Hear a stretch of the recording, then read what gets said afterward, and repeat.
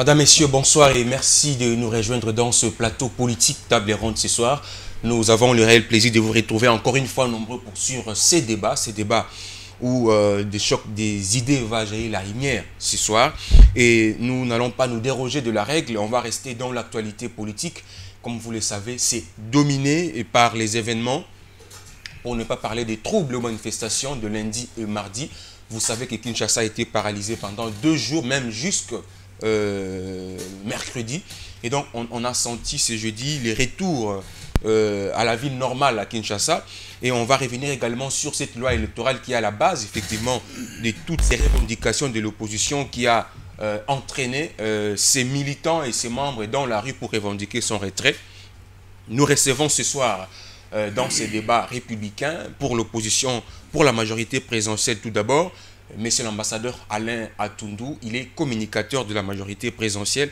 Monsieur l'ambassadeur, bonsoir et bienvenue. Bonsoir John. Vous allez bien. Merci bien. Voilà. En face de vous, l'opposition politique ce soir sera représentée par Monsieur Blaise Lumpungu. C'est pour la première fois que nous le recevons dans cette émission, avec plaisir d'ailleurs. Il est secrétaire général adjoint de l'Envol, un parti politique de l'opposition cher à l'honorable Délice Sanga. Bonsoir Monsieur Blaise. Bonsoir Monsieur. Bienvenue. Au plaisir. C'est un plaisir pour nous également. C'est parti pour le débat politique de ce soir. Je l'ai dit à l'introduction. J'aimerais d'abord, nous commençons par donner l'intitulé ou la dénomination. Comment on va qualifier ce qui s'est passé à Kinshasa et à travers la République le lundi et le mardi. Monsieur l'ambassadeur, est-ce que c'était un trouble? C'était une manifestation? C'était quoi selon vous, au fait, lundi et mardi à Kinshasa? Bon, je pense que c'était une incitation à la population à des troubles sociaux, une tentative malheureusement maladroite, à l'instigation de certains activistes, de certains leaders activistes de l'opposition, avec le concours sollicité des éléments, des citoyens marginaux, comme les Koulouna, comme les désœuvrés, etc. Donc c'était une journée plutôt de perturbation majeure dans la vie des Kinois. Et selon vous, Monsieur Lumpungu, incitation à la haine, tentative maladroite, selon Monsieur l'ambassadeur, qu'en dites-vous en l'envol? Monsieur Dion, la journée de lundi, c'est une journée de revendication légitime de la population qui s'est sentie marginalisée dans son droit de vote. Vous savez, le droit de vote, c'est un droit le plus légitime. Et le respect des lois de la République doit être un préalable pour tout dirigeant et pour tout peuple. Donc, la loi fondamentale a établi des normes que nous devons suivre dans la gestion et dans la direction de nos affaires courantes. Et donc, quand une classe au pouvoir, veut tricher, veut déstabiliser le pays par la violation de la loi fondamentale, il est légitime que le peuple puisse rappeler les dirigeants à l'ordre. Il y a déjà division dans la manière de désigner ce qui s'est passé le mardi, mais quelles leçons devons-nous tirer de ces événements, monsieur l'ambassadeur? Eh bien, la leçon essentielle aujourd'hui, c'est que nous avons des leaders d'une certaine opposition, des xénophobes. Des xénophobes parce qu'ils n'ont pas réagi, ils n'ont pas condamné les attitudes xénophobes de leurs partisans, entre guillemets, qui s'en sont pris inutilement aux Chinois, comme s'il y avait une relation de cause à effet ou une nécessité de fait entre le fait d'être chinois et de faire du commerce et la loi électorale et les revendications légitimes. Il n'y a pas de relation. Ces leaders sont non seulement xénophobes, mais sont aussi des nécrophiles.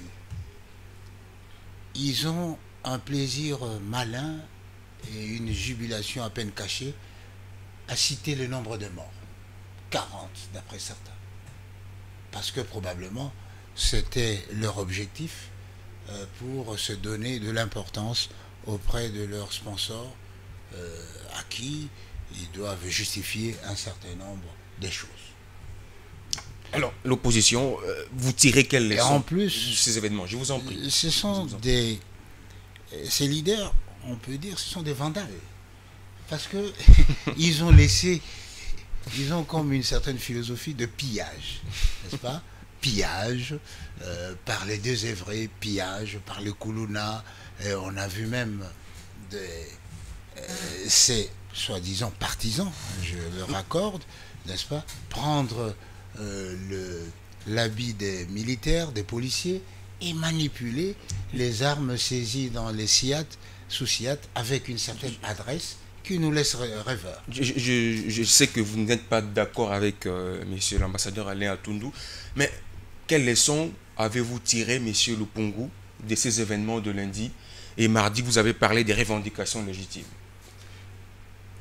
C'est malheureux d'entendre monsieur l'ambassadeur, que je respecte beaucoup, j'ai toujours eu beaucoup d'estime pour lui, qualifier le peuple congolais de désœuvré, alors que c'est eux qui ont la charge de donner du travail au peuple congolais. Figurez-vous, au mandat passé de 2006-2011, ils nous ont promis les 5 chantiers dans lesquels ils avaient dit qu'ils allaient donner de l'emploi au peuple congolais.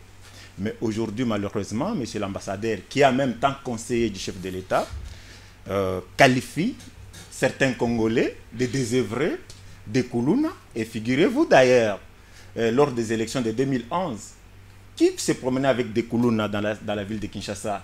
Qui a créé les phénomènes Koulouna? C'est les amis de la majorité qui ont créé les Koulouna. Ils ont pris tous les gens qu'ils disaient sportifs. C'est eux qui les accompagnaient dans la campagne électorale pour barrer la route à la campagne de l'opposition. Donc, chez nous, dans l'opposition, nous sommes des républicains, nous sommes respectueux de nos lois, nous sommes respectueux de notre peuple. Nous disons seulement que les dirigeants doivent respecter la Constitution, puisque nous devons revenir à l'histoire. Qu'est-ce qui a créé la revendication légitime de la population le lundi? C'est la violation de la Constitution. C'est la revendication de la population qui voulait appeler les dirigeants au respect de la Constitution, au respect de nos lois. Monsieur John, le 2 juillet 2012, l'honorable Deli Sesanga Ipungu Diakasseng, président de l'Envol, dépose une proposition de loi qualifiée de loi portant renforcement de la transparence du processus électoral. Nous sommes le 2 juillet 2012. Pourquoi il avait déposé cette proposition de loi? Et d'ailleurs, l'ambassadeur comme moi, nous sommes victimes de l'hold-up électoral qui était organisé en 2011. Moi, je vous a retiré. Je vous informe, non. L'État, il a retiré ces projets de loi. C'est de là qu'il s'agit. Et il faut que ceux qui sont à la base de ces troubles portent la responsabilité, et en particulier le président de l'Assemblée nationale. Mais je veux vous Monsieur répondre. John, laissez-moi terminer. C'est de l'histoire. Allez-y, vous avez encore 20 secondes. Elle est importante. Allez-y. Quand le président de l'Envol dépose la proposition de loi pour corriger les injustices qui ont eu lieu en 2011, le président de l'Assemblée nationale n'a pas voulu aligner au débat la proposition de loi déposée par le président de l'Envol.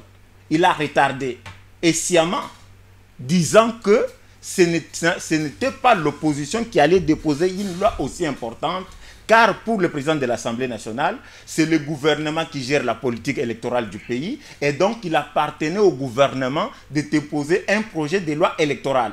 Alors que la Constitution dit que l'initiative de la loi appartient concurremment et aux députés et sénateurs et au gouvernement.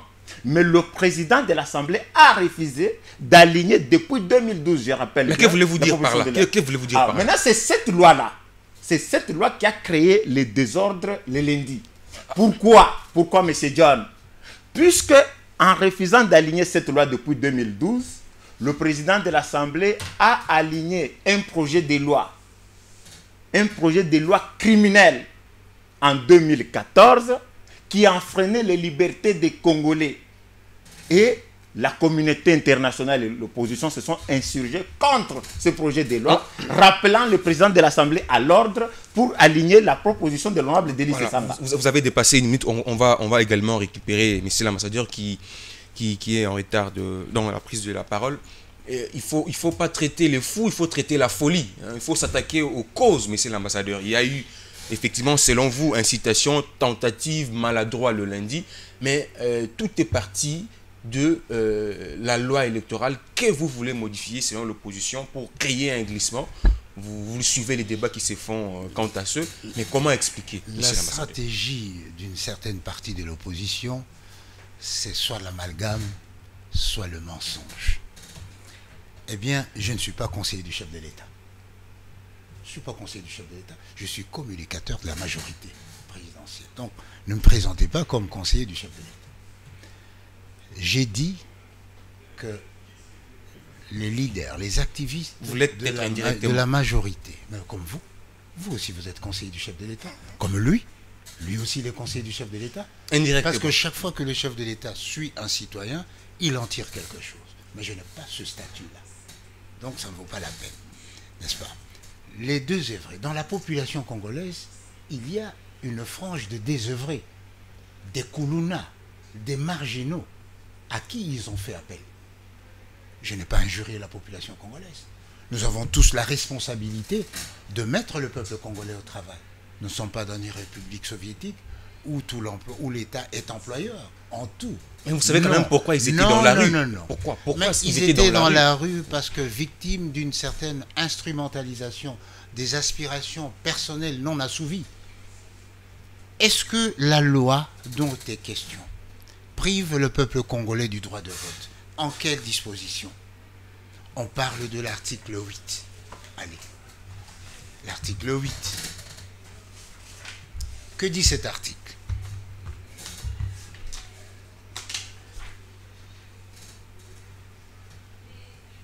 « 30 jours au plus tard avant la campagne électorale, la commission électorale indépendante publie la liste définitive des électeurs par centre de vote avec indication du bureau de vote. » C'est ce qui a été ajouté. Je ne sais pas si ça fait problème. La liste électorale, ceci a été ajouté, la liste électorale pour l'ensemble du territoire, de la ville ou du regroupement des communes pour la ville de Kinshasa, suivant le cas, est affichée pour consultation au bureau de l'antenne de la commission électorale nationale indépendante au plus tard 15 jours avant la date du scrutin. Elle est actualisée en tenant compte de l'évolution des données démographiques et de l'identification de la population, etc. etc. Qu'est-ce qui fait problème? Qu'est-ce qui touche aux droits du citoyen congolais? Ils évoquent l'alinéa 3 de cet article. L'alinéa 3, c'est 1, 2, 3. Eh bien, les données sont actualisées en tenant compte de l'évolution des données démographiques et de l'identification de la population. Quoi de plus normal? Si nous sommes aujourd'hui 80 millions et que les données électorales sont des 70 millions, y a-t-il péché à dire non, allez, arrangeons les choses, rééquilibrons les choses, remettons les choses à l'endroit? Qu'est-ce qui justifie votre inquiétude, votre crainte finalement? Parce que si on lit l'article, je ne sais pas si vous avez la même loi, le même projet, peut-être que c'est différent, je ne sais pas. Mais c'est toujours l'article 8 que l'ambassadeur venait de nous faire la lecture tout de suite. À écouter ce qu'il lit, on s'est dit, les problèmes se posent à quel niveau? Monsieur John, je peux qualifier ça de dol, c'est-à-dire de manœuvres dilatoires pour s'éterniser éternellement au pouvoir sans le dire clairement. Voilà ce que dit la Constitution. La Constitution dit ceci. On est dans l'article 8 que vous citez, que vous présentez. Attends, ce n'est pas l'article 8. Moi, je n'ai pas parlé de l'article 8. Allez-y. Le problème, il s'agit du glissement du calendrier électoral que la majorité veut porter au-delà de 2016 en insinuant le fait de l'identification ou du recensement des électeurs par l'ONIP. D'ailleurs, rappelez-vous, l'ONIP a été créé quand? Les autorités de l'ONIP ont été nommées quand? Les opérations du recensement vont commencer quand? Et pour prendre fin quand? Cette disposition que l'ambassadeur cite de l'identification, je vais vous la lire, mais je commence par vous donner d'abord les attributions que la Constitution donne à la CENI et la loi portant organisation et fonctionnement de la CENI donne à la CENI pour voir et démontrer les glissements que vous... Voilà. La Constitution dit ceci en son article 211. Il est institué une commission électorale nationale indépendante dotée de la personnalité juridique. Alinéa 1. La commission électorale nationale indépendante est chargée de l'organisation du processus électoral, notamment l'enrôlement des électeurs, de la tenue du fichier électoral, des opérations de vote, de dépouillement et de tout référendum. Elle assure la régularité du processus électoral. Ça, c'est la Constitution. Ça veut dire quoi? Ça veut dire la régularité du processus électoral. La Constitution a donné un mandat. Le chef de l'État, les députés, les sénateurs, les gouverneurs sont élus pour un mandat de 5 ans et pour le président renouvelable une seule fois. Et la Constitution dispose que 90 jours avant la fin du mandat du président de la République, la CENI doit organiser les élections présidentielles. Ça c'est connu. N'est-ce pas? Ça c'est connu. Mais aujourd'hui, les gens de la majorité veulent ceci. Ils disent non.